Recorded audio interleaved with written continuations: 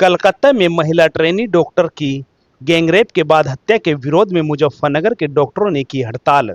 मरीज रहे दिन भर परेशान।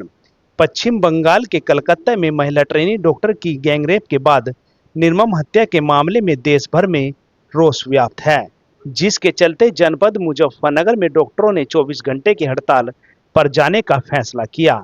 इसी को लेकर जनपद मुजफ्फरनगर के तमाम डॉक्टरों ने अपने नर्सिंग होम पर ताला लगाकर हड़ताल शुरू कर दी। पूरे जनपद में डॉक्टरों की ओपीडी बंद होने के कारण मरीज दिन भर परेशान दिखाई दिए। इंडियन मेडिकल एसोसिएशन के जिला अध्यक्ष डॉक्टर हेमंत ने कहा कि जिस तरह से कोलकाता में महिला ट्रेनी डॉक्टर के साथ गैंगरेप कर उसकी हत्या की गई है, उसको लेकर पूरे देश में डॉक्टरों में आक्रोश है। इतनी बड़ी घटना होने के बाद भी वहां की सरकार और प्रशासन कोई कार्रवाई नहीं कर पा रही है। उन्होंने बताया कि उस डॉक्टर के साथ लगभग 25 लोगों के द्वारा गैंगरेप किया गया, मगर वहां की पुलिस ने केवल एक व्यक्ति को गिरफ्तार कर जेल भेज दिया। डॉक्टर हेमंत ने बताया कि आज हमारी 24 घंटे की हड़ताल है। अगर इस मामले में कोई कठोर कार्रवाई नहीं होती तो उसके बाद अपने संगठन से बात कर आगे की रणनीति बनाकर बड़ा आंदोलन किया जाएगा।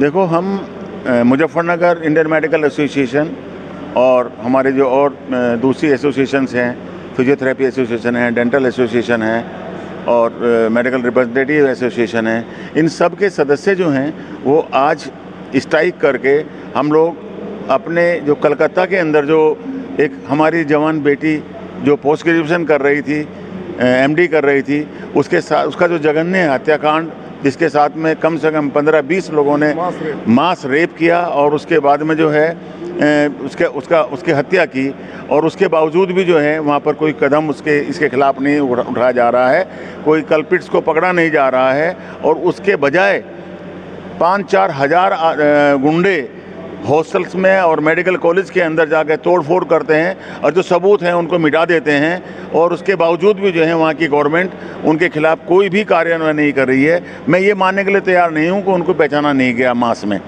बहुत से सारे उस पर क्या नाम मोबाइल्स पर और सीसीटीवीज में उन सब के फ़ोटोज़ हैं, उनको पकड़ा जा सकता है, पहचान की जा सकती है, उनको अरेस्ट करके उनको सजा दी जा सकती है। ऐसा नहीं कि एक्शन नहीं लिया जा सकता, एक्शन लिया जा सकता है, लेकिन एक्शन लेने के लिए जो है गवर्नमेंट के मन में शक्ति होनी चाहिए, तभी ये काम हो सकता है। मैं अभी भी कह रहा था, आप लोगों ने सुना होगा कि अगर ये कांड उत्तर प्रदेश के अंदर हुआ होता तो 5 तारीख से 6 और 7 तारीख तो बीत सकती थी, लेकिन 7 तारीख तक सारे के सारे जितने भी ये कल्पिट थे उन सब का एनकाउंटर हो जाता। और ये मैं ऐसे ही नहीं कह रहा हूँ, पूरे विश्वास से कह रहा हूँ। अब बताइएगा, एक तरफ तो गवर्नमेंट ऑफ इंडिया का ये आह्वान है कि बेटी पढ़ाओ बेटी बचाओ, और दूसरी तरफ क्या हो रहा है, बेटी पढ़ी पर बची नहीं।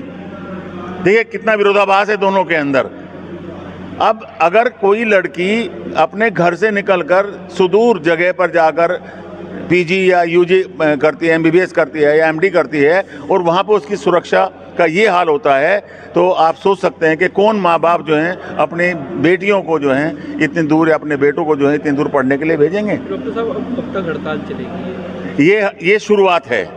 देखो, जैसे मेरे साथियों ने अभी अंदर बताया, ये शुरुआत है। अगर इससे गवर्नमेंट के ऊपर कोई फर्क नहीं पड़ता तो इससे आगे के और कड़े